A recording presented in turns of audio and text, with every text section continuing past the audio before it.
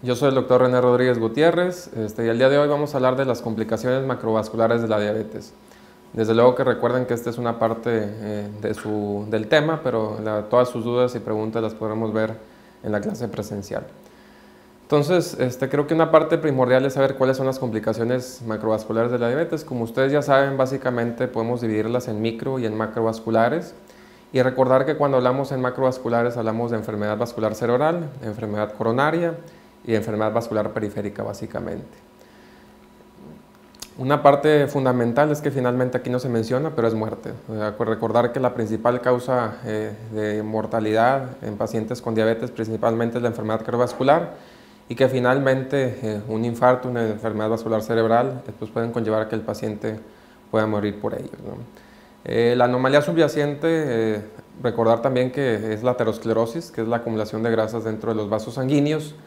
Y cuando uno se pregunta, como ya lo mencioné, cuál es la principal causa de morbilidad y mortalidad en pacientes con diabetes, indudablemente es que es la enfermedad cardiovascular aterosclerótica, que es el contribuyente precisamente más grande en costos directos e indirectos, es decir, para el paciente mismo y para todos los sistemas de salud, y que desde luego conlleva que el paciente, una vez que tiene una enfermedad coronaria, una enfermedad cerebrovascular, pues afecte de manera importante su funcionalidad, su calidad de vida y por lo tanto lo que sigue hacia adelante en el manejo de su enfermedad. Si es que logra sobrevivir, pues lo que sabemos que estas enfermedades pueden causar la muerte como tal. Cuando uno habla de enfermedad cardiovascular aterosclerótica es importante que recuerden que básicamente nos referimos a enfermedades coronarias y que puede ser infarto agudo con o sin elevación del segmento ST, angina estable, angina inestable, accidente cerebrovascular, el famoso stroke, la enfermedad vascular periférica, y le pongo ahí asterisco porque recordar que gran parte de lo que son las úlceras y amputaciones y todo esto es una combinación entre neuropatía como tal diabética junto con la enfermedad vascular como tal aterosclerótica. Y bueno, desde luego que cuando hay historia de infarto agudo del miocardio o revascularización coronaria o arterial periférica, esa también se considera como enfermedad vascular aterosclerótica.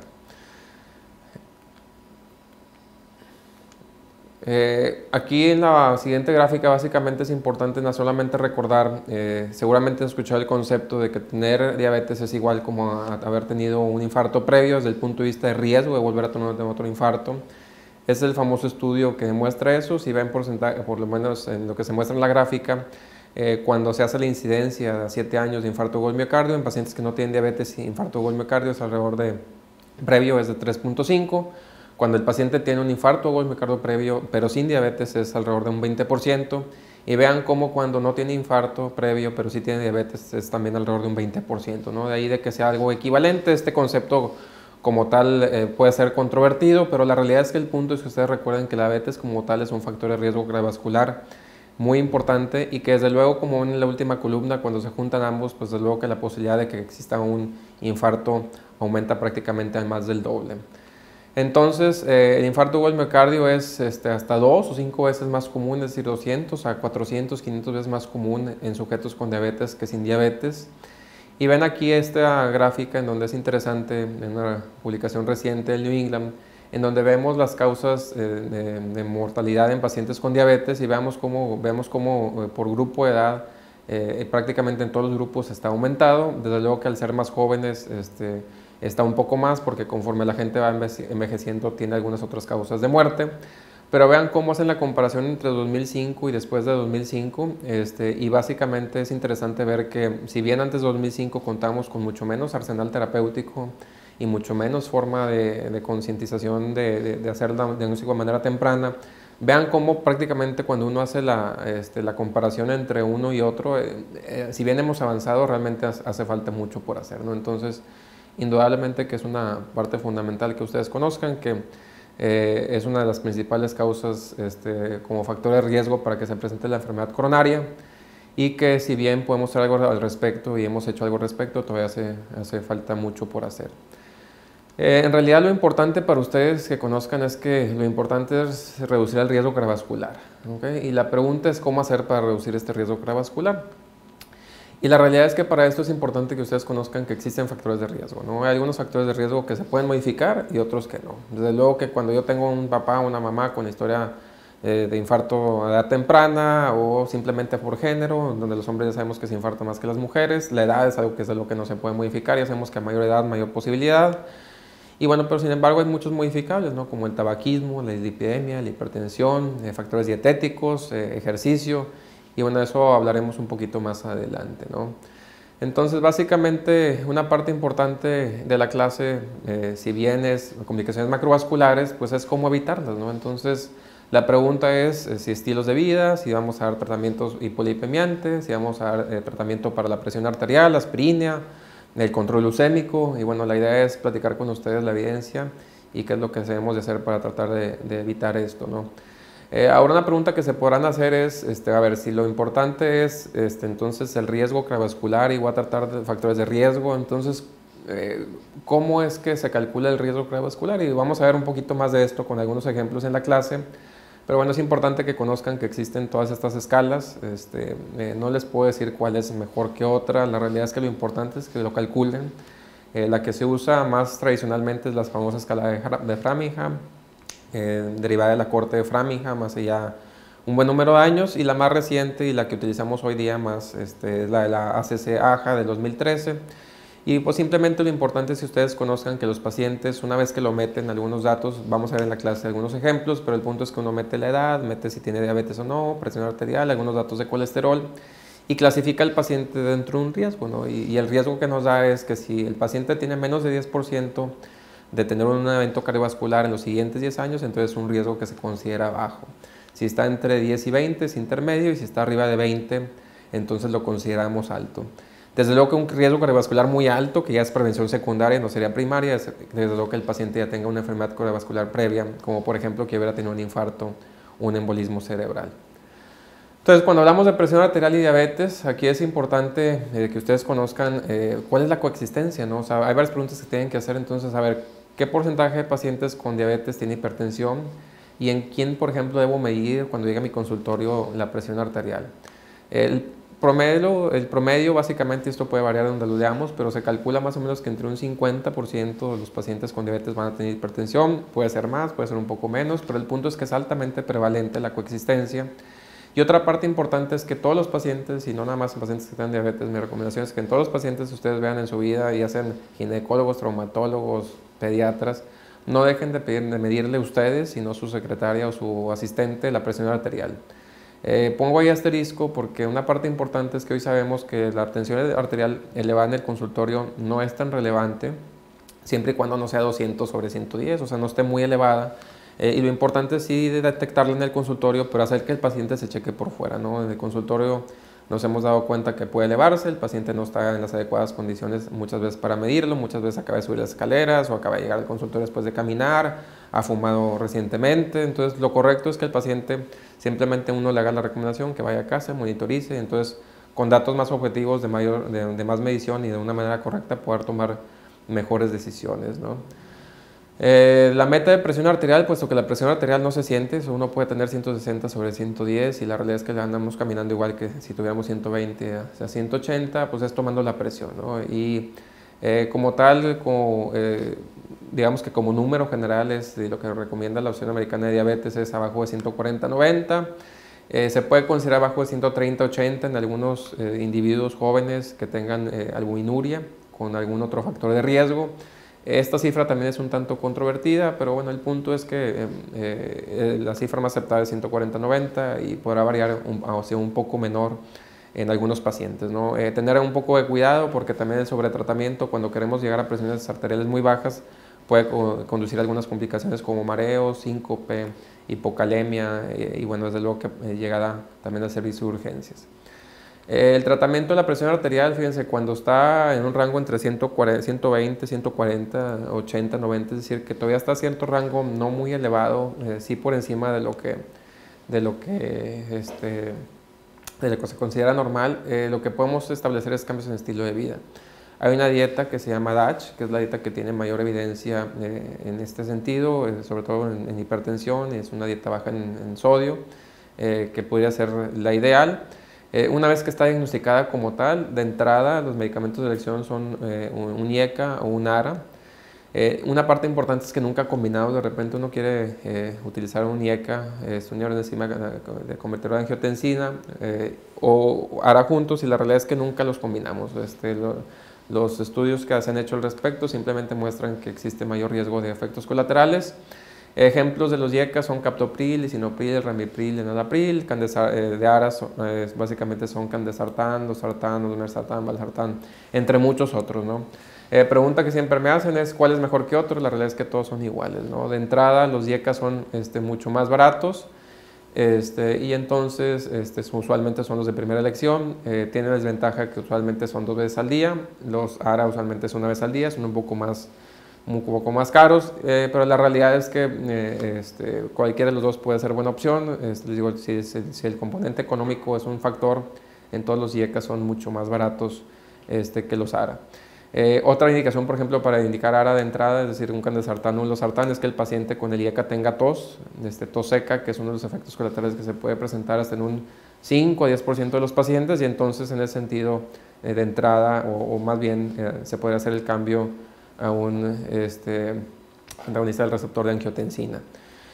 Si no llegan a las metas, entonces el siguiente paso es agregar un calcio antagonista, que en este caso puede ser amlodipino, pero igual puede ser nifedipino. Realmente, mientras sea de esta clase terapéutica está bien, o bien puede ser también un diurético tipo tiazida como clortalidona o hidrocloro de tiazida. Cuando hablamos de dislipidemia y diabetes, es un tema que vamos a tocar, y muchas de estas cosas lo vamos a ver más a detalle en la clase presencial, ver realmente qué significa tratar presión, pero dislipidemia es un tema interesante que vamos a tocar por ahí de manera más profunda en la clase. Pero bueno, cuando uno le preguntan cuál es la dislipidemia más común en paciente con diabetes, entonces es hipertrigliceridemia, HL bajo y LDL alto, ¿no? Cuando hay hiperglucemia, básicamente no hay... aumentan por sí mismos los triglicéridos. La causa más común de HDL bajo es la hipertriglicemia, entonces obviamente pasa eso. Y el LDL, ya saben ustedes que es la partícula de colesterol que tiene más componente aterogénico. Y en ese sentido, pregunta de examen, de NARAM, etc. Esa es la triada básica, clásica que uno encuentra cuando un paciente se encuentra descontrolado, ¿no? Ahora, ¿en quién y cuándo medir un perfil de lípidos? La respuesta es en todos los pacientes al diagnóstico, y aquí pongo asterisco porque es importante que sepan que los niveles al diagnóstico pueden estar más elevados simplemente porque ya les comenté que la hiperglucemia como tal hace que esto se eleve, y entonces usualmente es razonable nunca tomar una decisión de tratamiento cuando el paciente está muy muy descontrolado o hospitalizado. O sea, es decir, nunca es una superurgencia. Podemos esperar que el paciente esté un poquito más controlado, ver bien el perfil de lípidos, y entonces utilizar una terapéutica que sea un poco más razonable para el caso, ¿no? Sin embargo, también esperar a que esté totalmente controlado, es decir, a que llegue a metas de glucosa, como el famoso 7-hemoglobina glucosilada, pues está un tanto en el pasado, porque hoy ya más que regirnos por números de colesterol, como vamos a ver más adelante, nos regimos porque tratamos riesgo cardiovascular. Entonces, ¿cuál es el tratamiento de las dislipidemias? Recuerden que la piedra angular, tanto para diabetes, hipertensión y dislipidemias, pues es cambios en el estilo de vida, ¿no? Al paciente le va a convenir en ese sentido para mejorar un tanto sus niveles de colesterol, una dieta baja en ácidos grasos trans, grasas saturadas abajo del 7%, una dieta alta en fibra vegetal, el ejercicio, bajar de peso. Lo de bajar de peso es interesante, comentábamos creo que en la clase ahí de nutrición que por ahí les di la sesión pasada, que tampoco el paciente ocupa para tener un peso ideal, ¿no? Con que baje 5 o 10% de su peso es totalmente adecuado y farmacológico, ¿no? Que dicho sea de paso, es importante que el paciente se enrole dentro de cambios de estilo de vida. Le va a ayudar a muchísimas cosas, bajar de peso, mejorar la glucosa, la presión arterial, también el colesterol, pero ciertamente la mayor parte de los pacientes terminan ocupando tratamiento farmacológico, ¿no? Y el tratamiento farmacológico de la dislipidemia en diabetes es muy sencillo, es estatinas. Igual veremos por qué estatinas, seguramente en su libro han leído más de 20 medicamentos que pueden reducir el colesterol LDL, que aumentan el HDL, que reducen triglicéridos, pero la respuesta simplemente es estatinas. Lo veremos más adelante en la clase presencial del por qué las estatinas. ¿A qué paciente vamos a tratarle la dislipidemia? Entonces, cuando hay prevención secundaria, es el paciente que tiene infarto previo, paciente que tiene un stroke previo, todos los pacientes, amputación, o sea, cualquier paciente que sea prevención secundaria, todos. Y la recomendación es que sea una estatina a dosis alta, ahorita vamos a ver qué es eso. Y cuando es primaria, es decir, que un paciente tiene diabetes, hipertensión, obesidad, pero no se ha infartado, no tiene un stroke o una amputación como tal, entonces si es menor a 40 años y tiene diabetes, factores de riesgo adicionales, podemos utilizar una dosis moderada.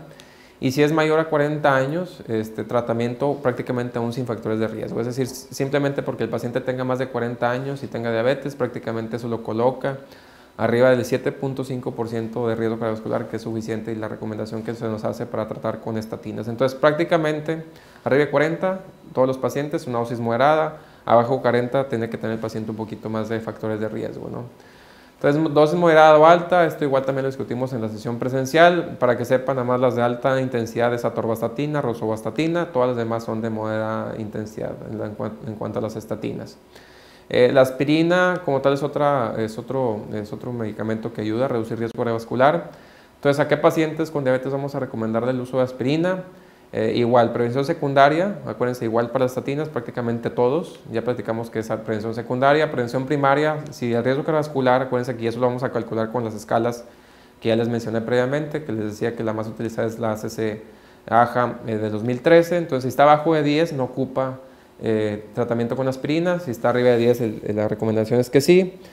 Y bueno, prácticamente todos los pacientes arriba de 50 años con un factor de riesgo adicional, es decir, diabetes, usualmente su riesgo va a ser arriba del 10%. Entonces, la gran mayoría de los pacientes va a ocupar finalmente aspirina. La dosis es prácticamente, puede variar, hay un rango amplio. Aquí en México la verdad es que contamos con la de 100, entonces no va a batallar, simplemente es una aspirina a cualquier hora del día, no tiene efectos colaterales, no afecta realmente en la situación de gastritis ni de sangrados, o sea, bastante segura, bajo costo y con mucho beneficio, ¿no? La otra cosa que siempre se nos olvida es el tabaquismo, ¿no? O sea, todo el mundo nos enfocamos en la glucosa, y ojo que ni siquiera he hablado de glucosa, nos enfocamos en la hipertensión, en la dislipidemia, de repente nos acordamos de la aspirina, pero nadie se acuerda del tabaquismo, o ahí al final cuando el paciente se va del consultorio, ¿no? Entonces, una parte importante que creo que sí es importante que conozcan es que realmente el tabaquismo por sí mismo es quizá el más importante de todos los factores.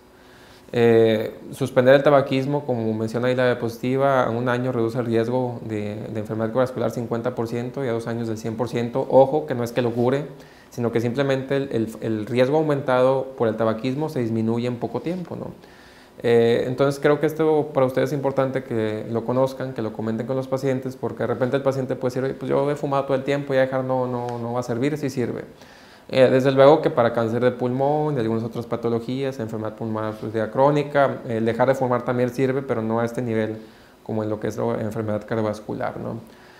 Entonces, bueno, es importante que conozcan eso. Hay una revisión sistemática reciente publicada en el British Medical Journal, de BMJ, en donde habla que un solo cigarro también es suficiente para aumentar el riesgo cardiovascular. Obviamente es dependiente de dosis, pero un solo cigarrillo es suficiente para que el riesgo del paciente con diabetes o sin diabetes en realidad aumente, ¿no? Cardiovascular. Ahora, control glucémico y riesgo cardiovascular, pues básicamente todos nos centramos en que el tratamiento de la diabetes es bajar glucosa. Y hasta qué punto hemos demostrado esto, vamos a ver que es algo controversial. Hay 2 estudios pivote que tienen que conocer, que son los más importantes, que es el DSCT para diabetes tipo 1 y el UKPS para diabetes tipo 2. Básicamente lo que hacen estos 2 estudios es que ponen a pacientes en tratamiento intensivo contra convencional, y no hay duda en los dos, en que pacientes que tienen la glucosa muy elevada, el bajar la glucosa como hasta 8 o 9%, pues sí reduce las complicaciones macrovasculares, ¿no? Sin embargo, ya cuando hablamos de bajar la glucosa un poco más, hay 2 estrategias de tratamiento para control. El control intensivo, que es el que básicamente seguramente por ahí han escuchado y han mencionado, y resulta lógico, ¿no? Pensar que si la glucosa es glucosa elevada, pues hay que llevarlo a glucosa normal y que es abajo del 7%, y el convencional que les decía no es no tratarlo, o sea, no es tener glucosiladas de 10 o 11, sino que es simplemente un poquito más laxo, ¿no? Entonces, como les comentaba, que cuando la glucosilada está en 11 o 12, si bajarla a 9 reduce ese riesgo. Y bueno, vamos a ver la evidencia un poco de lo que pasa en diabetes tipo 1 y 2 cuando bajamos un poco más la glucosilada en relación, ojo, que no estamos hablando de complicaciones microvasculares, estamos hablando de macrovasculares a este tipo de complicaciones, ¿no? Entonces, en diabetes 1, les decía que los estudios es el DSCT y el EDIC, que es el estudio de seguimiento del DSCT. Básicamente el tratamiento intensivo bajo de 7, tratamiento convencional ya les mencioné. Y ahí sí hay cierta confianza en que hay una reducción de riesgo de complicaciones macrovasculares, incluyendo muerte en pacientes con diabetes tipo 1. Es decir, entre más rápido, mejor se controlen los pacientes, estén cercano o por debajo del 7, la posibilidad de que tengan una complicación cardiovascular es menor. Sin embargo, en diabetes tipo 2 el panorama es un poco más complicado. Esta es una revisión sistemática que publicamos recientemente. Es la pues más contemporánea y más grande revisión sistemática que evalúa todo lo que es el tratamiento intensivo contraconvencional de pacientes con diabetes tipo 2. Está publicada ahí en Circulation. Y básicamente en la clase lo comentamos más a detalle, pero si lo ponen pausa ahí a la diapositiva para que lo puedan observar con más detalle. Si se fijan, cada uno de lo que está arriba dice mortalidad por todas las causas, mortalidad cardiovascular, infarto agudo miocardio no fatal, stroke y amputaciones. Y la parte de la línea que está horizontal, vertical en negro, básicamente si cualquiera de las líneas toca esa línea, quiere decir que no hay efecto entre el tratamiento convencional e intensivo. Y si se fijan en mortalidad, prácticamente todas están tocando ahí la línea media. En todas las gráficas están ahí tocando la línea media, ¿no? O sea, es decir, que no estamos tan seguros en diabetes tipo 2 que realmente llevando al paciente a un control muy estricto, la posibilidad de que este paciente se muera o tenga un infarto sea menor. Quizá como ven ahí en lo verde, en infarto agudo del miocardio no mortal, no fatal, si se ven, si está despegado un poco las líneas verdes ahí de lo que es la raya negra vertical, y quizá hay cierta tendencia que disminuyendo o haciendo más intensivo en el control, el infarto o el miocardio no mortal pueda mejorar, o sea, puede reducirse ese riesgo. Sin embargo, en todo lo demás no hay ningún tipo de efecto, ¿no? Entonces pareciera ser que no hay efecto en diabetes tipo 2 tratamiento intensivo contraconvencional, por lo menos en complicaciones macrovasculares. Ahora, yo creo que hasta ahorita espero que piensen, oye, pues ¿qué pasa si tratamos todos los factores de riesgo? Entonces hay un estudio que es el pivote para esto, el estudio Steno, ya publicado hace buen número de tiempo, pero lo que hacen básicamente es que hay cambios de estilo de vida, llevar la glucosa a que esté baja, controlar el colesterol, la presión arterial, las aspirinas, y prácticamente juntar todo lo que les he dicho en un estudio. Y pues desde luego que cuando pasa esto, el resultado es que si vean el grupo de tratamiento intensivo, se encuentra en relación o sea, en que tuvo los menos eventos del objetivo primario, que era complicaciones cardiovasculares, en relación al convencional, ¿no? Entonces hace sentido que desde luego que eligiendo bien al paciente, no es un solo factor de riesgo el que incide en que el paciente pueda tener complicaciones cardiovasculares, sino son múltiples. Y entonces si el paciente lo ponemos a correr, alimentarse bien, tiene buen control glucémico, buen control o manejo de colesterol, de hipertensión, aspirina, tabaquismo, pues entonces desde luego que haciendo eso, que es lo que resulta lógico, el paciente le puede ir mejor, ¿no? Y aquí está básicamente, vean en enfermedad microvascular también, se ve efecto, ¿no? Bueno, entonces el punto central, y ya para terminar, es que tratemos cuando está indicado diferentes factores de riesgo. No significa que todos los pacientes van a estar con estatinas, que todos los pacientes van a estar con medicamentos antihipertensivos, pero sí identificar bien al paciente, el perfil del paciente, recordar que diabetes no es nada más glucosa, o sea, recordar que cuando tratamos nada más glucosa, lo más probable es que el paciente siga teniendo un riesgo cardiovascular, y veremos algunas cosas muy puntuales en clase para poder ilustrar este punto en lo particular, ¿no? Y pues bueno, muchas gracias.